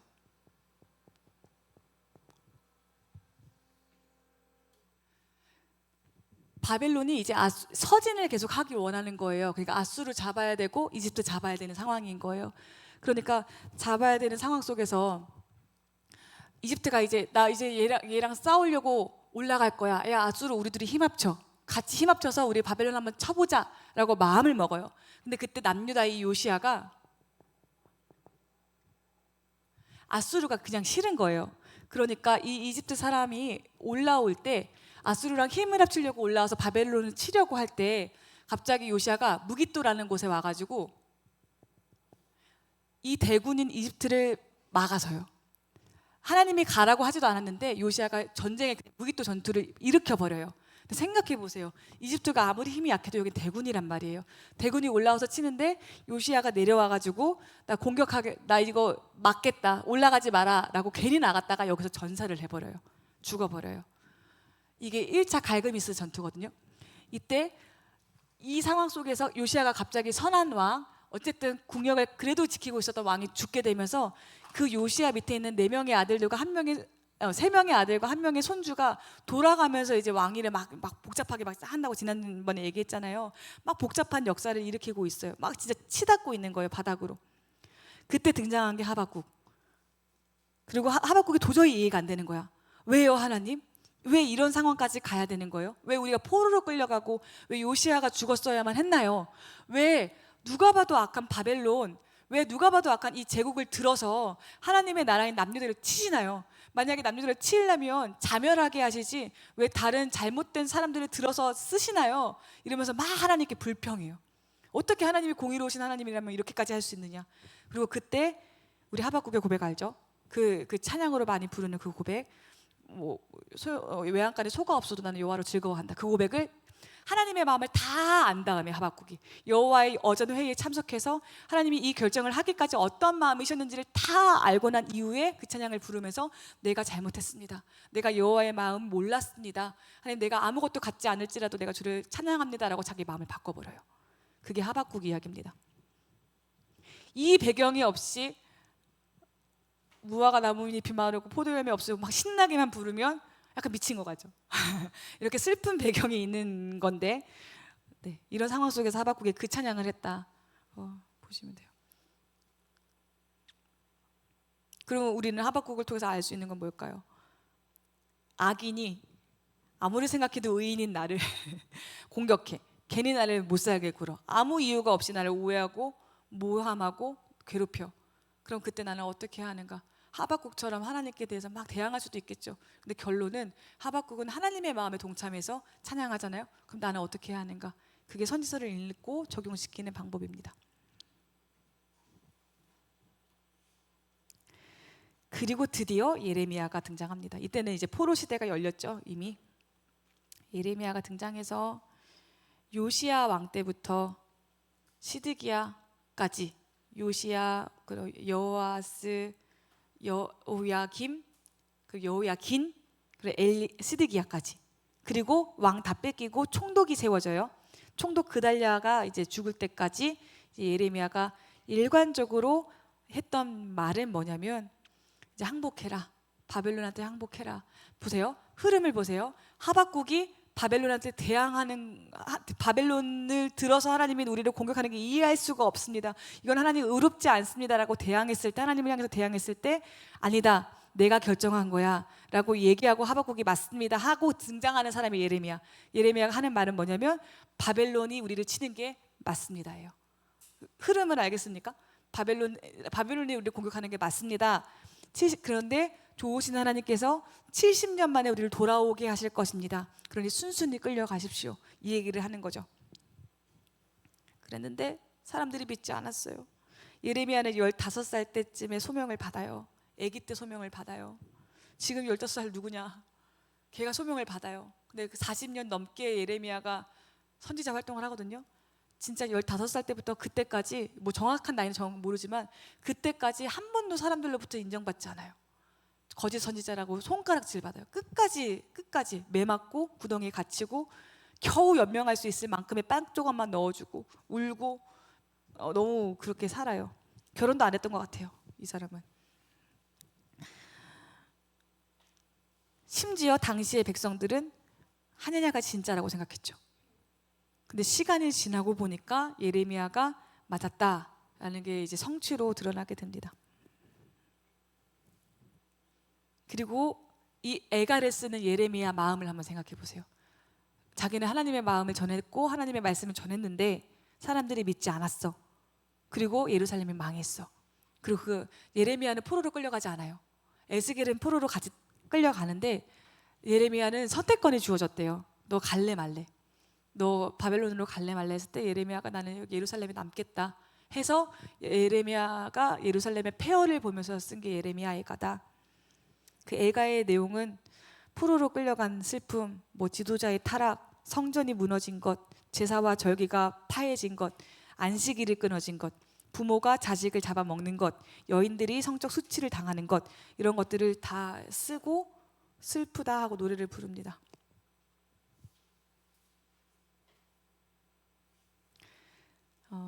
자, 예레미야는 끌려가지 않았어요. 근데 끌려갔던 사람들 중에 한 사람이 누구였냐면 다니엘이었어요. 다니엘이 이제 그 포로로 끌려갔던 바벨론 땅에서 하나님이 주셨던 환상을 보고 예언하기 시작합니다.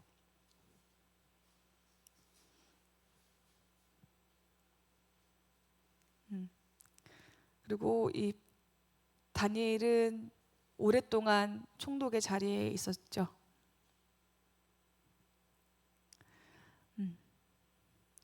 네, 다니엘서가 있고 또 에스겔도 끌려갔었어요.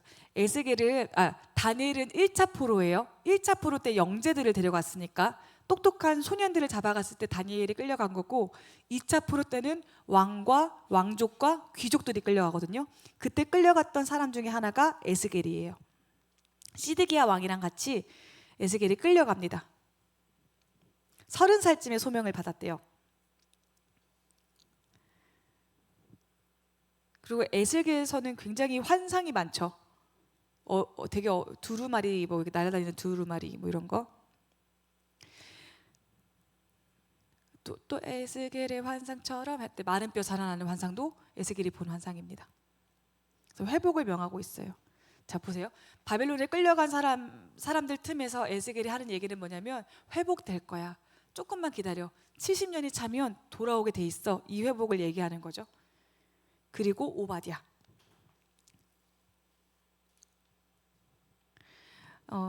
오바댜는 성전이 무너질 것, 그리고 그 상황 속에서 에돔에 대한 예언을 했던 사람입니다. 에돔은 왜 벌을 받냐면 에돔이 형제 나라인 유다가 공격을 할 때 도와주지 않았다.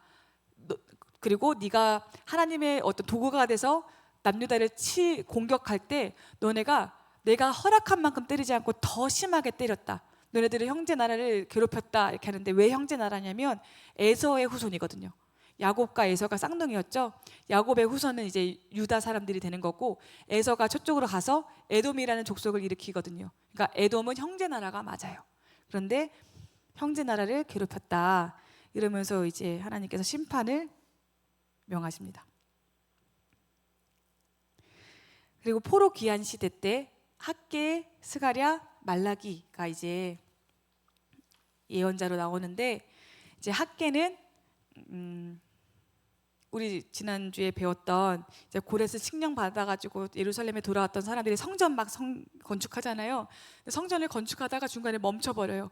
중간에 사람들이 너네 이거 하지 마 막 괴롭히니까 힘이 빠져가지고 건축을 안 해요. 근데 그 건축 중단이 16년 이상 이어져 버립니다. 왜냐하면 자기가 먹을 집, 밭 갈고 이런 거 해야 되니까 16년 동안 성전을 그냥 모른 척 해버려요. 그때 하나님께서 학개한테 말씀을 주셔서 성전 건축 다시 시작해라 라고 그 얘기를 하는 거예요. 그래서 학개는 성전을 다시 건축해라 라는 이야기를 하러 보낸 선지자입니다. 그리고 그 학개 얘기를 들은 이스라엘 백성들, 남유다 사람들이 그래 다시 한 번 더 해보자 라고 해서 열심히 성전을 짓습니다. 스가랴도 마찬가지고요. 학개랑 같은 배경이고 같이 이제 힘을 실어줍니다. 그런데 문제는 뭐냐면 학개와 스가랴가, 특히 학개가 어떤 예언을 하냐면 너네가 그렇게 순종해서 지은 하나님의 성전이 있지, 그 다시 지은 그 성전에 솔로몬 성전이 지어졌을 때 하나님이 구름과 같이 임재했던 그 영광보다 훨씬 더 큰 영광이 임할 거야 라고 막 예언해요. 왜냐면 막 붙돋아야 되니까. 너네들 진짜 엄청난 영광을 보게 될 거야. 하나님이 이제 성전을 완공하게 하는 그날에 진짜 엄청난 엄청난 은혜가 부어질 거야라고 막 예언을 해요. 근데 문제는 스룹바벨 성전이 완공됐어요. 그리고 사람들이 모여서 와, 이제 하나님께 이제 제사 드리자, 이제 성전이 지어졌다, 이게 진짜 70년 만에 회복이 됐구나, 진짜 영광이 임하겠구나 하고 막 기대하면서 제사를 드렸는데 문제는 뭐냐면 영광이 임하지가 않아요. 아무런 영광이 임하지 않아요. 그러니까 그때 사람들이 박탈감이 드는 거죠. 우리가 목숨 걸고 다시 성전을 지었는데 하나님의 영광이 임하지 않았네? 뭐지? 거짓말이었나? 근데 우리는 왜 그랬는지 이미 알죠. 하나님의 성전이 사람으로 옮겨져 버렸어요. 예레미야 때 말씀에 이제 하나님이 새 법을 사람의 마음판에 새기겠다라고 결정하셨어요. 그래서 스룹바벨 성전, 재건된 성전에는 하나님의 언약궤가 없었어요. 그 언약궤가 어디로 옮겨가요? 사람의 마음으로. 그러니까 학궤를 통해서 하나님이 말씀하셨던 하나님의 영광은 솔로몬 시절 때 사람들이 생각하는 그 영광이 아니라 내가 하나님의 성전이 되는 성령의 임재에 대한 어떤 환상이었겠죠. 목사님 또 오셨어요? 이해되시죠? 그래서 사람들은 실망했을 거예요. 분명히 제 생각에는 학계랑 스가랴도 실망했을 거예요. 그렇게 하나님이 말씀 주셨고 순종해서 선포했는데 그 영광이 임하지가 않으니까. 그래서 보낸 선지자가 말라기. 실망한 사람들, 영광이 임하지 않아서 하나님이 우리를 함께하지 않으셨나? 어떻게 됐나? 하나님의 약속에 신실하지 않으시나? 하나님이 약속을 어기셨나? 온갖 의문과 어떤 실망을 가지고 있는 남유다 사람들한테 찾아와서 그거 아니야, 하나님의 약속은 반드시 이루어질 거야 라고 말했던 사람이 말라기 선지자입니다. 그리고 이 말라기가 중요한 게 세례 요한을 예언해요. 여호와의 사자가, 언약의 사자가, 이 언약의 사자라는 말이 여기만 나오거든요. 언약의 사자가 이게 400년 있다가 나타나서 다시 하나님의 말씀을 선포하게 될 거야 라고 얘기하고 말라기가 죽어요. 그리고 진짜 400년 침묵기에 들어갑니다. 한 번도 하나님의 선지자를 통해서 말씀하시지 않게 돼요. 그러면서 제국이 페르시아에서 헬라 제국에서 로마 제국까지 수많은 시간이 지나고 이제 유다 사람들도 이제 다음에 만나면 우리가 중간기 할 때 배우시겠지만 남유다도 새로운 왕조를 또 세웠다가 망했다가 뭐 난리가 나요. 그런데 그 모든 과정 중에서 하나님은 말씀하지 않으세요. 그리고 말라기의 예언대로 세례 요한이 400년 만에 등장합니다. 그래서 세례 요한이 등장해서 예수 그리스도를 증언하고 그 다음에 이제 세례 요한으로 딱 구약이 끝나고 예수님부터 신약 시대가 시작이 되는 거예요. 그래서 이 선지서 순서를 외울 필요도 없고 그런데 만약에 내가 어떤 선지서를 읽겠다, 내가 이번에는 뭐 미가서를 읽어봐야 되겠다 마음 먹었어요. 그럼 이 미가서를 그냥 딱 펼쳐서 읽기보다는 이거 보셔도 되고요. 미가서가 지금 이런 흐름이구나, 이런 상황이구나 라고 알고 읽으시면 미가서가 더 이해가 되겠죠. 하나님은 절대로 자신이 하실 일을 선지자에게 보이지 않으시고 스스로 혼자 하시는 일이 없으시대요. 하나님은 어떤 일을 결정하시고 어떤 일을 실행에 옮기실 때 반드시 먼저 알려주는 사람들이 있대요. 그리고 그 사람들이 그 일의 영광에 동참하고 또 그 일을 사람들한테 얘기하고, 그래서 이렇게 상황과 조건을 만드신 다음에 하나님께서 일하신대요. 저는 그거 자체가 하나님의 겸손인 것 같아요. 혼자서 하실 수 있는 분이신데, 전지하시고 전능하신 분이신데, 유능 정도가 아니라 모든 것이 가능한 전능하신 분이신데, 그 전능하신 분이 선지자를 세워서 사람을 보내셔서 사람이 하나님의 말을 대언하게 하시고 기회를 주시고 그 영광에 참여하게 하시고 하시는 모든 하나님의 성품은 우리가 어떻게 이해할 수 없는 엄청난 성품인 것 같아요.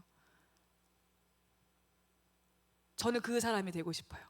저는 먼저 알고 싶어요. 제가 늘 기도하는 것들이 여러 개가 있으니까 늘 기도하는 것 중에 또 하나는 뭐냐면 내가 좀 하나님의 마음을 아는 사람이 되게 해달라고. 그래서 제가 어디 가서 말씀을 전하거나 아니면 어떤 새로운 장소에서 예배를 드리거나 할 때 제가 그 예배 자리에 앉아서 가장 먼저 뭘 여쭤보냐면, 하나님, 만약에 거기가 예배 집회 장소거나 어떤 예배 장소라면 하나님 이 예배는 어떠세요? 라고 여쭤봐요. 여기서는 충분히 예배 받으시고 계세요? 이렇게 여쭤보는 기도를 드려요. 뭘 그래서 들리진 않아요. 깨달아지지도 않아요. 몰라요. 아무도 모르겠어요. 근데 그냥 여쭈어요. 혹은 이건 제 비법인데 제가 어딜 여행을 가잖아요. 여행을 가서 혼자 예배를 드려야 될 때가 있어요. 저는 혼자 여행을 좋아해서 어떤 호텔이든 뭐 에어비앤비든 혼자 들어가서 딱 거기 앉으면 이 생각부터 들어요. 과연 하나님이 여기 이 호텔방에서 한 번이라도 예배를 받아보신 적이 있을까? 이 생각을 해요. 제일 먼저. 없겠죠? 당연히 없으실 것 같아요. 그러면 내가 적어도 이 호텔 방 안에서의 첫 번째 예배를 드리는 사람이구나 라는 생각을 해요. 그럼 하나님 좋아하시겠지?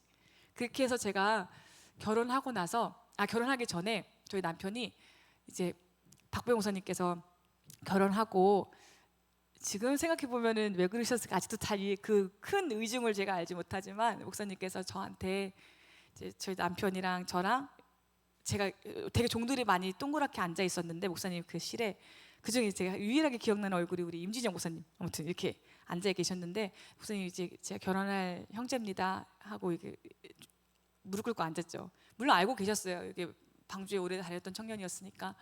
근데 딱 보고 저한테 하시는 말씀이 뭐였냐면 그래 너 이제 다 내려놔였어요.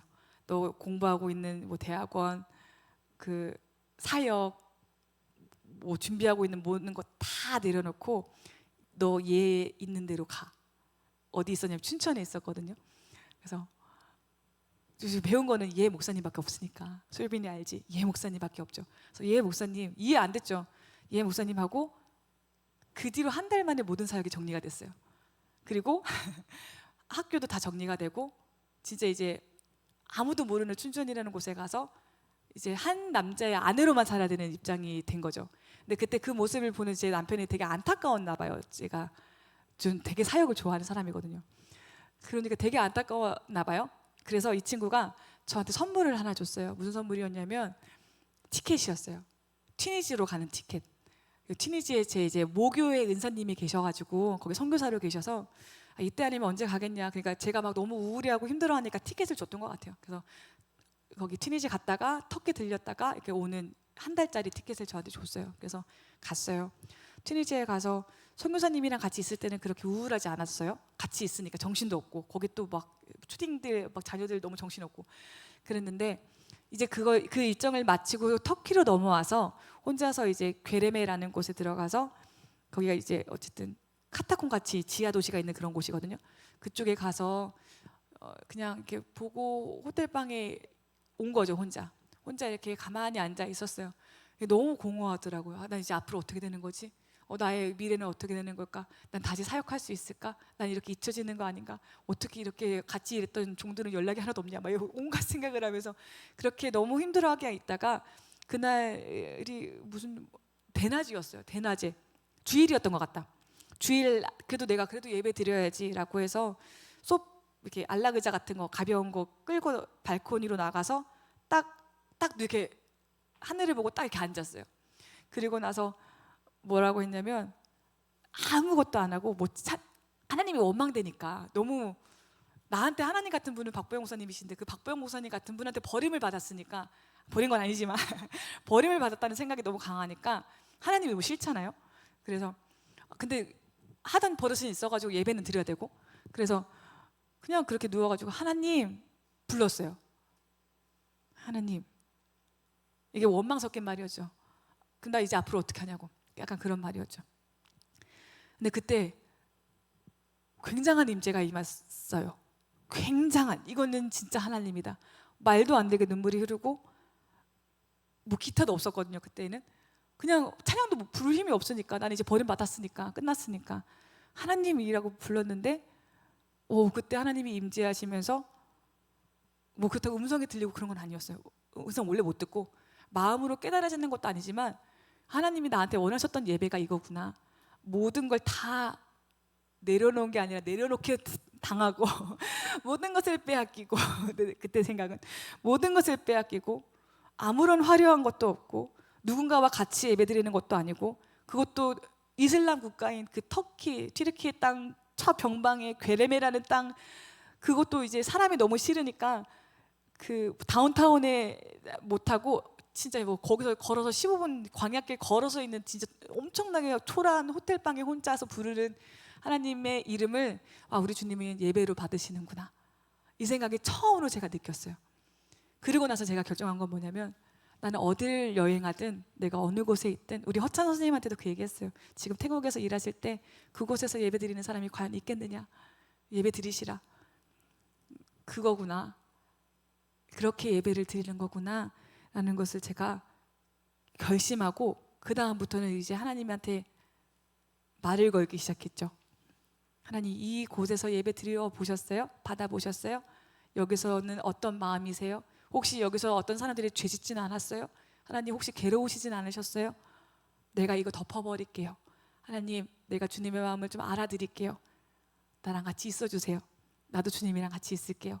주님, 나를 기억해 주세요. 나도 주님을 기억할게요. 하나님, 외롭지 않으셨으면 좋겠어요. 우리 주님 절대로 외롭지 않으셨으면 좋겠어요. 내가 주님 옆에 있잖아요. 이렇게. 그러면 이건 이재진 목사님 표현인데, 나는 1%의 진심만 가지고 고백을 한 고백이라도 우리 주님은 그걸 100%로 받으신대요. 너무 좋아하신대요.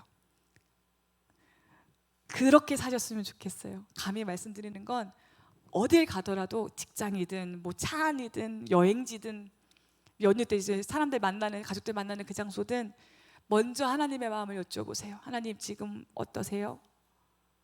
알려주세요. 그리고 알려주셨다면 그걸 가지고 기도하는 거죠.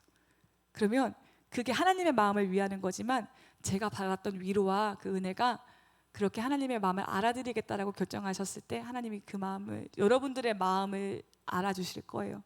선순환이 될 거라고 생각합니다. 선지자는 다른 게 선지자가 아니라 하나님의 마음을 여쭙는 사람들이에요. 그리고 들었다면 순종하는 사람들. 고로. 왜 울어요? 왜 울어요? 왜 울어요? 나 버림 안 받았어요. 그 반전 얘기해 줄까요? 그렇게 해서 저는 이제 버림받았다고 생각하고 3년 동안 박보영 목사님 이렇게 못 나타났어요. 진짜로 도저히 못 나타나겠어요. 그 가끔 이제 친정에 와야 되니까 예배를 드리러 필그림, 그때는 필그림에 가면 누가 나 알아볼까 봐 숨어서 예배 드리고 빨리 도망가고 막 그랬어요. 근데 3년 만에 이제 필선에 이제 임철 목사님이 저한테, 야, 목사님 그런 사람 아닌 거 알잖아, 가. 이 얘기를 1년 동안 하시고, 예, 언젠가 가겠습니다 이렇게 하고, 그 언젠가를 마음 먹고 목사님이 필선에 오시는 그날 제가 간 거예요. 목사님한테 갔어요. 그리고 앞에 이렇게 앉았어요. 앉았는데 이제 목사님이 누구는 뭐 어떻게 하고 누구는 어떻게 하고 이런 얘기를 하시다가, 야, 넌 뭘 할 때 행복하니? 그래서 전 사역할 때 행복해요. 그게 3년 만이었거든요. 3년 쉬고, 그때 그래? 그럼 해야지. 그렇게 해서 다시 복귀된 게 필선.